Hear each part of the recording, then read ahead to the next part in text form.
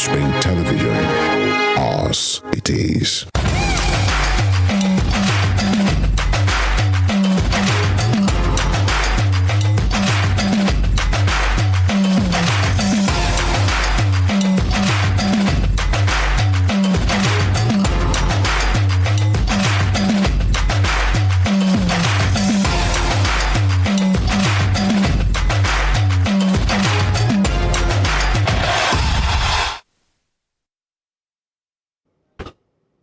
Good morning and welcome to another episode of Sports Spring on Western Spring Television. My name is Joseph Atara saying good morning. It's the last installment for the week and we have so more to talk as far as sports is concerned. Welcome once again. And I am Nengi Ernest Ademola. Thanks for joining us today on the Friday edition of Sports Spring on Western Spring Television. It's good to have you guys with us. We also have a whole lot of stories to dish out to you this morning. We'll talk about the CAF Confederation Cup. Aside from that, we'll also talk about the countries who have started putting in bids for AFCON 2027. Now, all of this and more is what we'll talk about this morning. But we'll start off with the CAF Confederation Cup, Joseph. Yes, ahead of the all-important second leg clash against the Young Africans of Tanzania, Nigeria Rivers United have landed in Dar es Salaam. That's the capital of Tanzania. The team departed Nigeria on Thursday afternoon via Ethiopia Airline at the Murtala Mohammed International Airport and had a stopover in Addis Ababa before arriving at the Julius Nyerere International in Dar es Salaam. They touched down around 3 a.m. on Friday, brimming with confidence of overturning the first leg 2-0 defeats. 2 second-half goals from Fistin Mayele at the Godswill Akpabio Stadium in Uyo on Sunday put the Tanzanian side at an advantage going into the reverse fixture. The second leg game is fixed for Sunday at the Benjamin Mkapa Stadium with the overall winners over 2 legs reaching the semi-finals.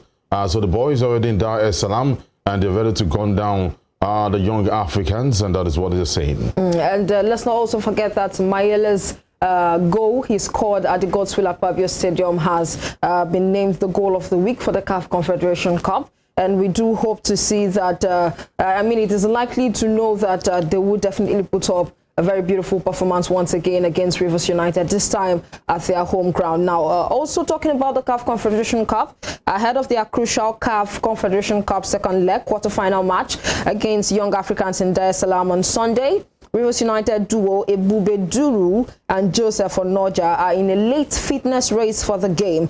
This is according to the Punch report. Now, left back Duru as well as Williams Ukeme were substituted during the first leg encounter last Sunday in Uyo after picking up knocks, while Onoja, who was recovering from an injury, was not listed for the game. Now, the NPFL League champions also missed the services of the highest goal scorer in person of Paul Akwa, while Maurice Chuku was suspended for the game. Onoja, however, returned to training after the game and has been eager to resume full actions for the club. However, Coach Stanley Guma told the correspondent from Punch newspaper that the involvement of both players as well as others is subjected to the assessment of the medical team. And Guma told the Punch that the few that are injured, we're looking at 1 or 2 to be ready before Sunday. The medical team is working to ensure they are able to bring back 1 or 2 players to return. And Duru had his injury on match day, while Onoja is also in line to be fit. Of course, we're looking forward to be able to turn this fortune for better for us. And I've always said this, that if we want to do that, we should be able to score at least 3 to 4 goals past the Young Africans of Tanzania. But when you have such important players out on injury, because I remember that Paul Akwa has been very, very phenomenal and very instrumental for Rivers United so far, also in the NPFL. But he would be absent for this particular game. And the likes of Onoja and Ebube Duru, they are still on the check medically. And we do hope for the best for them, Joseph. Definitely. And they know what is at stake at this point. They know they have to score at least, just as you said, 2 3 unreplied goals there if they are to scale through. It's a bigger stage here. Whoever wins goes to the semi-finals of Africa's second-tier competition. That's the CAF Confederations Cup there. So we wish Rivers United all the best at the moment. Now let's move to this. This is Nigerian Football Federation has issued the 1st of May 2023 as the ultimatum for the arrival of the 12 invited players, that's the foreign-based players, into camp of the Flying Eagles. The federation has sent invitations to 12 foreign-based players to join the Flying Eagles camp ahead of the 2023 FIFA Under-20 World Cup in Argentina.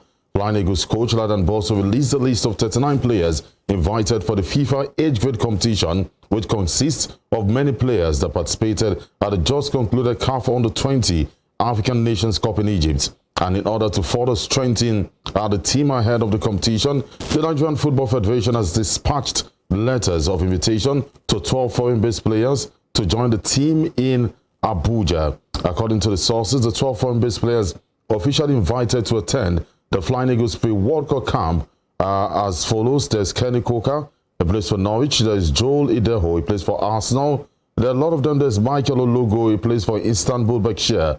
There is also Abdullah Ibrahim, who plays for FC Banik. We have just, I think, if I'm not mistaken, right here, a few weeks to go before that competition. That's the FIFA Under-20 World Cup actually commences. And this time around, we're going for the crown. Now, it's not like the AFCON where would say would set a target to get to the semi-finals or the quarterfinals of the game. But this one, if you're out, you're out. There is no other target you want to set other than to win the game. And, you know, ahead of the Under-20 FIFA World Cup, we've had definitely, let's also remind you that we've been placed under the group where we have the likes of Brazil, Italy, and Dominican Republic. And just few weeks remaining to this competition, the major competition. The Dominican Republic coach and also the Italian coach have come out to say some words concerning the Flying Eagles of Nigeria. Now, this is coming from the head coach of the Dominican Republic in person of Walter Benitez. He has insisted that they fight to secure a good result against Nigeria's Flying Eagles. Now, the debutant will confront Nigeria in the opening group match before facing Italy and Brazil in their last two group matches. The coach was excited about the upcoming tournament in Argentina, but feels a good result against Nigeria will allow them to progress into the tournament. Now, in his words, and I quote, "We have to study Italy and Nigeria, which is our first rival, to try to find the best ways and get to those games with the best weapons and try to get the best possible results." And you talk about the Dominican Republic, of course, it's their debut.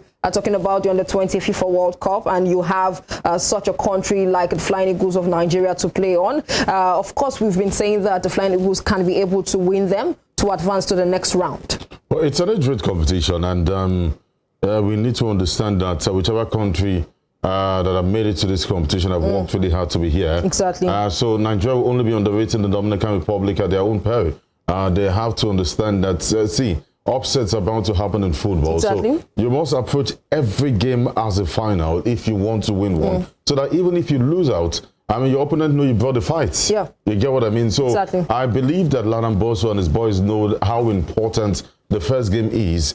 Getting the maximum 3 points against Dominican Republic, I put them ahead. I keep saying, if we fail to win that game against Dominican Republic, our chances of going through becomes very slim. Exactly. Because you have Italy and what's the name, Brazil. And you've heard what the coaches are saying at the moment. For Italy, saying that Nigerian can't be afraid, or what is even saying here? Can't be happy, can't be happy rather to face Italy. And that's a huge statement. It's saying confidently that they will beat Nigeria.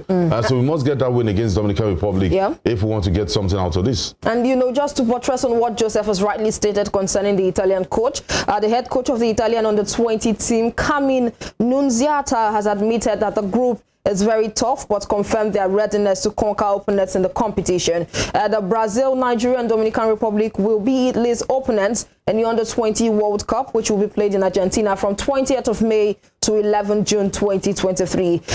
In his words, we couldn't have had a worse group, but in the same way, I don't think our opponents can be happy to meet us. In recent editions, we've been used to facing unfavorable draws, but we've always managed to get away with it. And in this case, too, we will play it. It will be tough, but we'll play it, he said. Now, Italy will face Nigeria's Flying Eagles on May 24th after playing Brazil 3 days earlier. Of course, few weeks to the start of this competition, we've heard from a Dominican Republic coach, we've also heard from the Italian coach, and the truth is, it is what it is. If you talk about Italy, they do understand the fact that they've not been favorable when it comes to draws, and they also do understand the fact that the Flying Eagles of Nigeria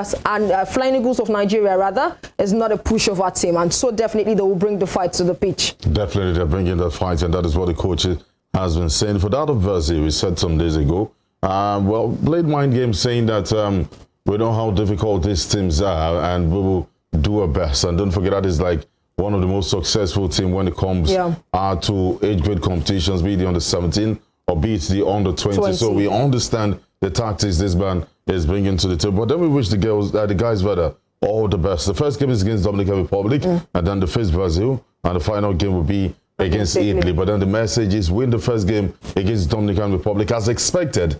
So you have at least a foot in the next round. That way you get the maximum 3 points. Then hope, and that's what we have to calculate here. Hope that Brazil and Italy at least play out the draw.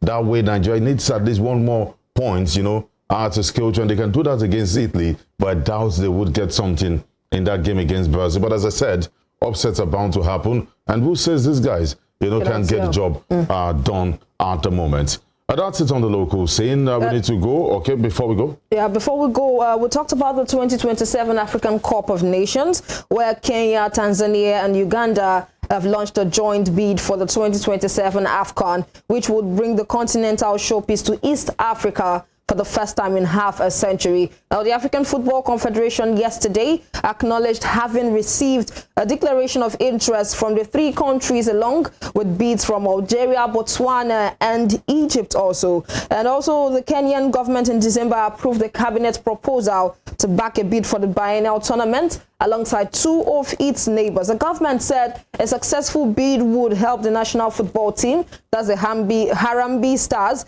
achieve their target of qualifying for the World Cup for the first time in 2030. And on Wednesday also, the Kenyan Sports Minister Babu Namwamba said he had held discussions with his Ugandan and Tanzanian counterparts, adding they plan to set up a joint bidding and organizing committee also for the event.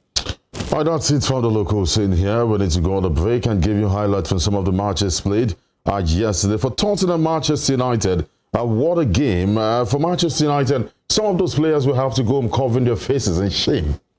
We'll be back after this to give you more stories.